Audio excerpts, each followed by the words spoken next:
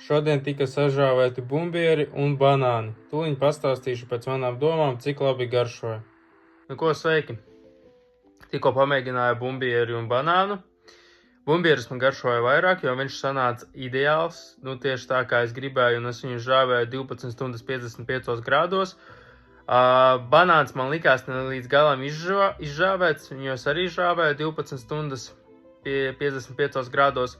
Iespējams, ka vajadzēja drusku vairāk stundas un varbūt 60 grādus banānam. Nu, to es pamēģināšu un tad došu ziņu. Tātad, kā man iet ar atļaujām un ar visu pārējo. Esmu sapratis, pakomunicēt ar cilvēkiem un liels paldies par jūsu komentāriem. Es tiešām nebiju gaidījis, ka būs tik daudz komentāru. Es sapratu to, ka ar vidi nav nekāda problēma. Problēma ir PVD. Un šobrīd, es esmu meklējumos, lai atrastu telpu, kurā varētu īstenot, teiksim, savu mazo sapni, lai varētu žāvēt augļus un atvērt savu mazo uzņēmumu žāvis. Bet šobrīd negribas visu baigi sasteigt.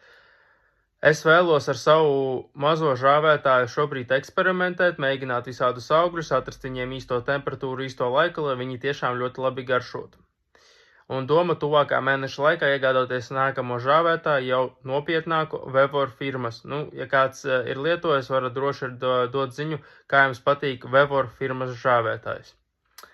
Un pēc tam, ir doma, jūs varat rakstīt, ja jums ir kādas telpas, vai jums ir kādas idejas, vai jums ir bijusi saskarsme ar PVD, droši rakstat un dodat man ziņu, es būšu ļoti pateicīgs. Un tad gaidat nākamos video, kuras testēšu nākamos augļus, un tie iespējams jau būs eksotiskāki.